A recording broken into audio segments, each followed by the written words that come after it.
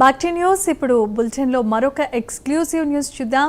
పాలిటిక్స్లో ఇప్పుడు నారా లోకేష్ ఎపీ సెంటర్గా మారారు. అటు అధికార పార్టీ ఇటు ప్రతిపక్షం రెండు ఆయన చుట్టూనే పొలిటికల్ చెస్ ఆడుతున్నాయి. 70 ఏళ్ల వయసులో ఉన్న చంద్రబాబు తన వారసుడిగా లోకేష్కు పట్టాభిషేకం చేయడానికి పక్కా సక్సెస్ ప్లాన్ అమలు చేస్తున్నట్లుగా తెలుస్తోంది. అడ్మినిస్ట్రేషన్ గ్రిప్ కోసం ఫారిన్ టూర్లు, ఢిల్లీ లాబియింగ్ కోసం సెంట్రల్ మినిస్టర్స్తో మీటింగ్స్, ఇలా గవర్నమెంట్కు డెసిషన్స్ అన్నింటిలో లోకేష్ మార్క్ ఉండేలా బాబు మాస్టర్ ప్లాన్ గీశారు.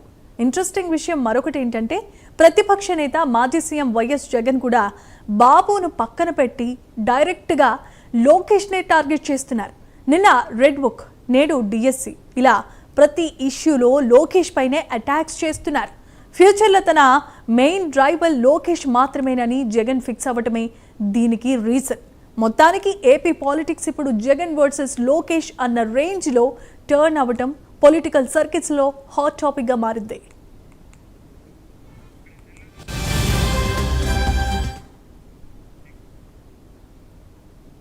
రైట్గా ఎక్స్క్లూజివ్ న్యూస్లో మనం చూస్తూ ఉన్నాం. నారా లోకేష్ విద్యాశాఖలో తీసుకొచ్చినటువంటి మార్పులే కానీ, ఆయన అనుసరిస్తున్న ఆచరణలే కానీ ప్రతి ఒక్కరిని కూడా ఆశ్చర్యానికి గురి చేస్తున్నాయి. మరికొద్ది రోజుల్లోనే రాజకీయాల మీద మరింత పట్టు సాధించి తర్వాత ఎలక్షన్స్లో తానే ముఖ్యమంత్రిగా పోటీ చేసినా మనం ఆశ్చర్యపడక్కర్లేదు. అలాంటి పరిస్థితుల నేపథ్యంలో మాజీ సీఎం వైఎస్ జగన్ కూడా లోకేష్నే టార్గెట్ చేశారు. ఇప్పుడు పాలిటిక్స్ అన్నీ కూడా జగన్ వర్సెస్ లోకేష్ అన్నట్లుగా మారిపోయాయి. ఇదే అంశానికి సంబంధించి మరిన్ని అప్డేట్స్ అందించడానికి నెల్లూరు నుండి మా కరెస్పాండెంట్ నరేష్ లైవ్ ద్వారా సిద్ధంగా ఉన్నారు. నరేష్. రైట్ జమీమా, మొత్తానికి మనం చూసుకుంటే ఏపీ ప్రభుత్వంలో లోకేష్ ప్రస్తుతం కీ రోల్గా వ్యవహరిస్తున్నట్లుగా ఇప్పటికే రాజకీయ విశ్లేషకులు చెప్తున్నటువంటి పరిస్థితి అందరినీ కూడా కొంత ఆశ్చర్యపరుస్తుందని చెప్పుకోవాలి. ఎందుకంటే 75 సంవత్సరాలు ఉన్నటువంటి 4 దఫాలుగా ముఖ్యమంత్రిగా పనిచేసినటువంటి నారా చంద్రబాబు నాయుడు సైతం కూడా పార్టీలో ఏ విషయాలైనా కూడా తీసుకోవాలన్నా ఏదైతే ఒక పార్టీకి సంబంధించినటువంటి అన్ని కీ వ్యవహారాలన్నీ కూడా నారా లోకేష్ చూస్తున్నట్లుగా తెలుస్తూ ఉంది. దీనికి సంబంధించి ఇప్పటికే నారా లోకేష్కి రాబోయేటువంటి రోజుల్లో పూర్తి స్థాయిలో ఏపీ ప్రభుత్వానికి సంబంధించి అంటే తెలుగుదేశం పార్టీకి సంబంధించినటువంటి పట్టాభిషేకం చేసేటువంటి సమయం దగ్గర పడుతున్నట్లుగా ఇప్పటికే కూటమికి సంబంధించినటువంటి అంటే టీడీపీ పార్టీకి సంబంధించినటువంటి నేతల్లో కొంత ఆశాభావం వ్యక్తం అవుతోంది. వర్కింగ్ ప్రెసిడెంట్గా ఇక మొన్న మహానాడుకు సంబంధించినటువంటి కార్యక్రమంలో వర్కింగ్ ప్రెసిడెంట్గా బాధ్యతలు చేపట్టిన తర్వాత ఏపీ వ్యాప్తంగా ఉన్నటువంటి అనేక విషయాల్లో కూడా కీ రోల్గా నారా లోకేష్ ఒక సెంటర్ ఆఫ్ అట్రాక్షన్గా నిలబడుతున్నటువంటి పరిస్థితి కనపడతా ఉంది. ఇప్పటికే ప్రధానంగా మనం చూస్తే ఇటు నారా లోకేష్ తీసుకుంటున్నటువంటి అనేక కార్యాచరణలు పూర్తి స్థాయిలో ఏపీ వ్యాప్తంగా కూడా ఇంప్లిమెంట్ చేస్తున్నటువంటి పరిస్థితి.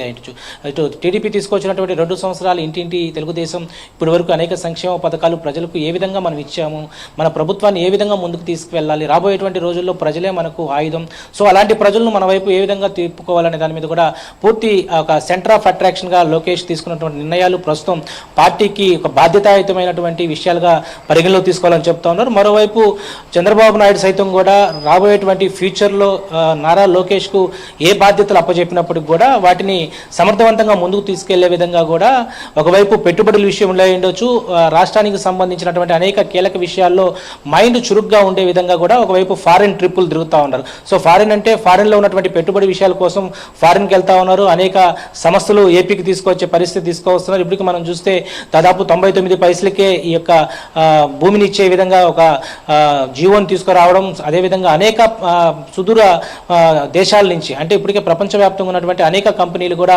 ఏపీలో అనేక ప్రాంతాల్లో ఏర్పాటు చేయడం, వాటికి శంకుస్థాపన చేయడం, వీటన్నిటి వెనకాల కీ రోల్గా ఉన్నటువంటి నారా లోకేష్ ప్రస్తుతం ఒక టీడీపీకి ఒక కీ రోల్గా ఉండబోతున్నట్టుగా తెలుస్తూ ఉంది. మరి అదేవిధంగా మొన్నటి వరకు రెడ్ బుక్ ఏదైతే వైసీపీ రెడ్ బుక్ను తీసుకువస్తూ ప్రస్తుతం నారా లోకేష్ పై డిఎస్సి రాధాంతాన్ని కూడా ఇప్పుడు ప్రస్తుతం ఆరోపణలు చేస్తూ ఉంది. ఇటు రాజీనామా చేయాలని చెప్పి లోకేష్ని వైసీపీకి సంబంధించినటువంటి రాష్ట్ర వ్యాప్తంగా ఉన్నటువంటి నేతలు జగన్ అయ్యుండొచ్చు ఒక టార్గెట్ చేశారు. అంటే నారా చంద్రబాబు నాయుడిని, పవన్ కళ్యాణ్ని పక్కన పెట్టి లోకేషే ప్రస్తుతం ఆయనకి రాబోయేటువంటి రోజుల్లో అపోజిషన్ పార్టీ లీడర్ అనే యొక్క ఉద్దేశంతోనే చాలా వరకు కూడా లోకేష్ పైనే వాళ్ళందరూ కూడా టార్గెట్ చేస్తూ ఉన్నారు.